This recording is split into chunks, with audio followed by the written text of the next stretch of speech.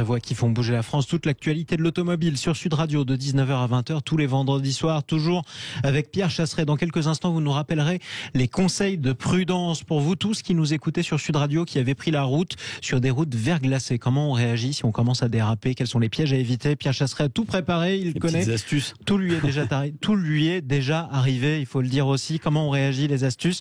C'est dans un instant. Tout de suite, Pierre, on parle d'une pénurie et on accueille notre deuxième invité, François Roudier. Bonsoir à vous. Bonsoir.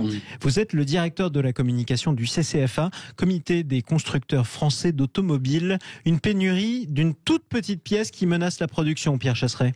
Une toute petite pièce, un semi-conducteur, une petite pièce utilisée dans l'automobile, parce que vous avez remarqué que l'automobile est maintenant truffée d'électronique, utilisée dans les consoles de jeux vidéo aussi. Et c'est vrai qu'il y a eu beaucoup de sorties de consoles de jeux vidéo.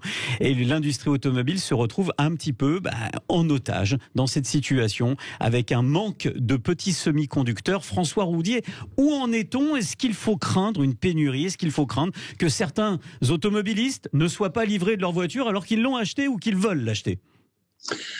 Bien, mon cher Pierre Chasseret, ça ne roule plus. Ça ne roule plus parce que, tout simplement, on est dans un effet du Covid. Alors, cette toute petite pièce, oui, c'est ahurissant parce qu'en fait, c'est vraiment une petite pièce que vous retrouvez dans vos téléphones portables, dans vos consoles de jeux et dans les voitures. Mais ce qu'il faut savoir, c'est que une voiture actuelle a à peu près l'équivalent de 5 ordinateurs portables à l'intérieur de tout ce qu'elle représente. Si vous avez un système de freinage automatique, c'est parce qu'à l'intérieur, vous avez plein de ces petites puces, comme on a la puce sur notre carte bleue. Voilà. Ouais. Donc, vous avez eu un phénomène assez incroyable, c'est que on a eu une remontée de la demande des véhicules depuis la fin de la vraie crise de l'année dernière. Et puis, dans le même temps, les fabricants de ces puces-là ont eu une très forte demande, comme vous l'avez dit, sur les téléphones 5G qui arrivent. Alors, pas forcément chez nous, dans certaines villes vertes, parce que ça tue les gens, soi-disant, mais dans le reste du monde civilisé, c'est-à-dire en Chine, en Asie, vous avez une très très forte demande de téléphones 5G. Et puis, vous avez les nouvelles consoles de jeux vidéo, et il faut savoir que l'automobile, pour les fabricants de pièces, c'est 10% de leur chiffre d'affaires. Et en plus, on est peut-être ceux qui négocient le mieux les prix les plus bas. Voilà. Donc on sert d'abord les consoles de jeux vidéo et puis on peut plus livrer les voitures. C'est ça, on peut plus livrer les voitures. Concrètement, si je suis un automobiliste, quel type d'automobiliste va être impacté par cette pénurie? Au-delà des usines, c'est celui qui a commandé une voiture qui doit être livrée dans 2 semaines? C'est quoi, par exemple? Alors, c'est très difficile à dire parce qu'en fait, ça dépend de chaque constructeur et après de chaque modèle de voiture. Et puis même si vous allez encore plus loin, vous avez maintenant, vous savez, ce qu'on appelle des plateformes automobiles.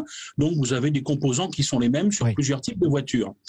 On avait fait des stocks, mais ces stocks se sont progressivement épuisés. Ce qui fait que vous pouvez avoir une chaîne de fabrication qui va très bien fonctionner parce qu'on aura encore un petit peu de stock, et puis une à côté où là vous êtes complètement court. Les pires délais sont des délais d'au moins 6 mois. On est quand même sur un sujet qui est très très dur. Alors, ce qu'il faut comprendre, c'est que le principal fabricant de ces puces est un Taïwanais, qui fait 70% à peu près du marché. Oui, c'est presque un monopole, oui. C'est presque un monopole. Il faut savoir que le gouvernement de Taïwan a pris la chose très très au sérieux, parce que c'est la réputation de Taïwan derrière. Donc, vous avez des incitations gouvernementales pour que ce constructeur accélère sa production. Mais c'est compliqué, parce que lorsque c'est toute petite pièce, il faut que ce soit fondu. Il faut qu'après, ce soit gravé. Et après, ça va être intégré dans un équipement, alors qui est rarement un équipement de constructeur directement. C'est forcément un équipementier comme Valeo, Faurecia ou Bosch ou Continental. Et après, ça arrive chez nous. Voilà, donc vous voyez, tout le timing très difficile qui existe. La machine se grippe, en d'autres termes. Pierre Chasseret. Sauf qu'on a, François, j'ai vu, alors on va parler que des constructeurs français, puisque vous représentez les constructeurs français. On a des usines qui ont fermé pendant 2-3 jours, déjà dans un premier temps, j'ai vu au Maroc. Est-ce qu'on peut craindre du côté des constructeurs, au moment où il y avait une certaine difficulté dans la reprise des ventes automobiles, est-ce que c'est un nouveau coup du Covid cette fois-ci, mais un coup qu'on n'avait pas vu venir? Et puis le deuxième point, c'est est-ce qu'il y a un moyen pour les constructeurs de pouvoir contourner Taïwan pour essayer d'avoir des petites pièces, des petits semi-conducteurs et de livrer avant? Parce que 6 mois d'attente, je me mets à la place de l'automobiliste qui attend sa voiture, c'est beaucoup. Alors, un mauvais coup, oui, hein, c'est le coup de poignard dans le dos, on s'y attendait pas. Il faut savoir que quand même, dans l'industrie automobile, c'est quelque chose qui arrive. Vous êtes, parce que vous payez vos voitures à un prix raisonnable, ça veut dire que nous n'avons pas des stocks absolument démentiels pour produire ces voitures. Donc, on a une production de ce qu'on appelle le juste à temps. Et d'ailleurs, Franck Marotte, avant, connaît très bien le sujet, parce que c'est Toyota qui l'a inventé, tout ce système. Donc, le juste à temps fait que quand vous avez une rupture inattendue de production, vous plantez toute la chaîne de production. C'est déjà arrivé. C'est arrivé, souvenez-vous, quand il y a eu le problème de Fukushima. On a découvert qu'il y avait une usine à côté de Fukushima qui produisait toute la peinture pour un certain type de voiture. Toutes ces voitures-là étaient bloquées. Donc, ce qui est vraiment le plus pratique, c'est de faire accélérer les fabricants actuels. Après, vous avez le gouvernement qui dit que de toute façon, ce serait bien d'essayer de booster un petit peu notre fabricant européen ST Microelectronics, qui en plus, lui, contrairement aux Taïwanais, a tout internalisé. Il internalise la fonderie, la gravure. Mais ce qui n'est pas plus cher. Le système. Alors, après, oui, l'automobile, c'est une affaire de gros sous, vous savez, mon cher Pierre. Hein. Donc, pour arriver à sortir des voitures au prix où on les sort, ça veut dire que derrière, on serre les boulons. Pour l'instant, c'est compliqué. L'objectif de tous les constructeurs, c'est de sortir des voitures. Alors, sortir des voitures, comme je le disais tout à l'heure, ça veut dire aussi qu'on va privilégier certains modèles par rapport à d'autres. Si vous avez un modèle où il y a une très forte demande et où on sait que les constructeurs vont vraiment être frustrés, les clients vont être frustrés de ne pas recevoir leur voiture, on va privilégier ces modèles-là. C'est sûr. Il y a une autre question qu'on se pose, parce qu'on a parlé des automobilistes, et c'est bien normal. Parlons des ouvriers quand même de l'automobile, qui sont des centaines de milliers en France, sur les chaînes de production. Si une chaîne de production se retrouve à l'arrêt parce qu'il manque une pièce, vous pouvez pas l'inventer. Qu'est-ce qui arrive à ces ouvriers sur ces chaînes de production ?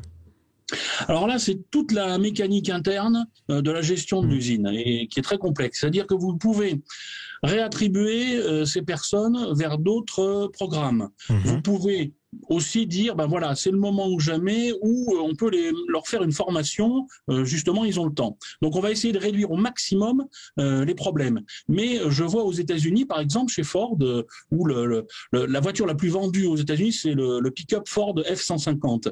Il est à l'arrêt actuellement. Donc, derrière, je pense que les ouvriers vont être en chômage. Alors, nous, en Europe et surtout en France, on a des systèmes de chômage partiel qui permettent d'accentuer tout ça. Donc, il n'y aura pas vraiment un impact terrible sur les. Il n'y aura pas trop de pertes. Il y aura pas trop de pertes de salaire en tout cas. Malgré tout, il n'y aura pas de perte de salaire. Voilà. Il y aura sûrement des pertes financières pour les entreprises. Il faut être lucide. Allez, cependant, il y a toujours une bonne nouvelle derrière une mauvaise nouvelle. Est-ce que ça veut dire qu'en concession, pour l'automobiliste qui a besoin de changer sa voiture, ça peut arriver? Est-ce que c'est le moment de trouver des véhicules qui ont très peu roulé, qu'on peut estimer quasiment neufs parce qu'ils ont un kilométrage très faible, des véhicules de concession qui sont parfois des bons plans et qui coûtent un petit peu moins cher d'ailleurs? Oui, mon cher Pierre, bon courage, parce que ils sont déjà partis. On a vu une appétence terrible pour la voiture individuelle. Vous savez que le Covid a un seul effet positif, c'est la mort du transport collectif. Et tout le monde veut des transports individuels, des voitures, des vélos, des scooters. On le voit de plus en plus. Donc, vous avez une demande énorme sur ces véhicules-là. Derrière, les stocks sont plus vraiment là. Donc, vous risquez sur certains modèles d'avoir un vrai problème. Ce qui peut être aussi un autre problème, et je pense que vos auditeurs progressivement risquent d'en parler, c'est la réparation. C'est que si vous avez un de ces composants qui tombe en panne dans un équipement, le réparateur aura plus forcément le stock. Et donc du coup, ce sera assez compliqué justement de faire réparer votre voiture. Merci en tout cas d'être intervenu ce soir sur Sud Radio dans les vraies voix qui font bouger la France. Ça roule. François Roudier, je rappelle que vous êtes le directeur de la communication du comité des constructeurs français d'automobiles. Vous le rappeliez d'ailleurs, Franck Roudier, à l'instant. C'est vrai qu'on retourne un petit peu à la voiture en cette période de coronavirus parce qu'on se dit qu'on peut être moins contaminé que dans les transports en commun. Ça, c'est un sentiment humain, Pierre? Mais c'est un sentiment purement humain. On se sent à l'abri dans l'habitacle et ça changera pas. C'est ce qui fait vigilance malgré tout d'ailleurs, parce qu'il y a un piège, et c'est la dernière étude de l'Institut Pasteur qui l'a montré, un des lieux où on risque très fort de se contaminer, c'est le covoiturage. Sur une longue distance, on a tendance à enlever le masque, on se connaît pas forcément, et ça c'est vrai que c'est un lieu où on peut se contaminer. Justement, tout de suite, dans quelques minutes d'abord, on va parler des voitures de collection. On va parler du salon Retro News. Vous tous qui nous aimez, qui aimez les vieilles voitures, les belles voitures de collection, vous nous appelez 0826 300 300. On en parle avec notre invité dans un instant, Jean-Sébastien Guichois, qui est le directeur du salon Rétromobile. Mais tout de suite, on va parler des bons conseils de prudence sur la route. C'est avec Pierre Chasseret. Cette semaine, plusieurs départements étaient en vigilance rouge. C'est assez rare pour le verglas, pour la neige également. Première question, Pierre. Je suis sur une voiture qui dérape à cause d'une plaque de verglas. Je ne l'ai pas vu venir par définition. Comment je réagis ? Alors, il y a des bons conseils, il y a des indices déjà sur la route. Il faut savoir que dès que vous êtes dans une zone d'ombre, on le constate bien actuellement, regardez bien sur la route. Lorsque vous passez à l'ombre, c'est les parties qui sont abritées un peu du soleil, qui sont malheureusement en patinoire, en mode patinoire. C'est dans ces instants-là qu'il faut être le plus vigilant. Lorsque vous voyez des arbres d'un côté ou de l'autre de la route, extrêmement dangereux aussi, vous avez cet risque de plaque de verglas. C'est quelle température d'ailleurs ? C'est 0, -1 ? Ça commence à être dangereux à quelle température ? Le pire, c'est la pluie verglaçante. Ouais. C'est-à-dire qu'à la limite, quand il a neigé un bon coup et que la neige n'est pas encore tassée, ça roule encore, surtout si on a eu la bonne idée de mettre des pneus hiver avant. Voilà. Cependant, on n'a pas tous chaussé nos pneus hiver et dans ces cas-là, lorsqu'on arrive dans le cas de pluie verglaçante, ça a été notamment le cas sur la partie ouest de la France, et bien là, dans ces cas-là, il n'y a pas de poids de mesure. Le meilleur des conseils, c'est de ne pas prendre le volant, c'est souvent la meilleure attitude à avoir. Maintenant, on peut pas tout empêcher, il y a des déplacements qu'il faut, on doit aller chez le médecin, etc. Le premier, et c'est moi qui vais vous le dire, c'est de réduire sa vitesse, bien évidemment. À combien on roule ? Je suis sur une départementale, par exemple, il y a un risque de verglas, où le verglas est avéré, à combien vous me conseillez de rouler ?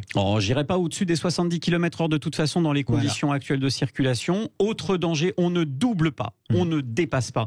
Parce que vous avez vu, sur la plupart des routes, eh bien, il y a souvent une voie qui est un peu plus glissante que l'autre. C'est ça. On ne double pas parce qu'en doublant, on prend le risque de perdre le contrôle du véhicule. Parce qu'on tourne. Donc déjà terminé. Voilà. Ensuite, pourquoi aussi c'est dangereux ? Vous venez de le dire, Jean-Marie, parce qu'il y a ce fameux coup de volant. Si vous glissez, la première des choses à faire, c'est de lâcher la pédale d'accélérateur, bien évidemment, et de ne pas se précipiter comme un fou sur le frein, ça ne sert à rien. On garde son calme puisqu'on ne roule pas vite. Il y a un ABS sur les voitures, il y a un correcteur de trajectoire aussi, le SP. Vous appuyez à fond, brut sur la pédale de frein et vous ne faites pas de coup de piston sur la pédale de frein. C'est-à-dire la différence entre les deux.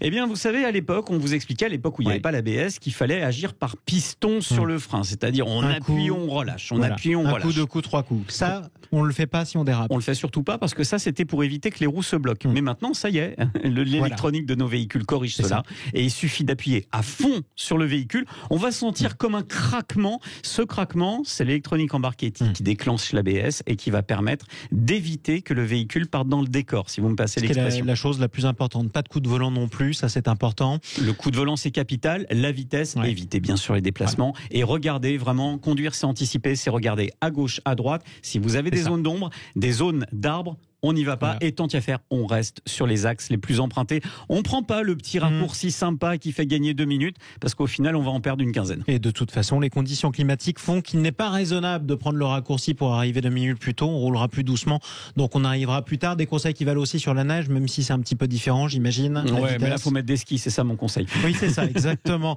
Merci à vous, Pierre Chasseret. Dans un instant, nous parlons des voitures de collection, le salon Retro News, dont le directeur vient de nous rejoindre d'ailleurs dans quelques instants. Notre dernier invité dans les vraies voix qui font bouger la France, ça roule. Jean-Sébastien Guichois sera l'invité de Sud Radio. Vous aimez les automobiles de collection ? Vous en avez peut-être une d'ailleurs, ou alors vous avez gardé un beau souvenir d'une automobile de collection. Vous nous appelez 0826 300 300. On se retrouve dans quelques instants.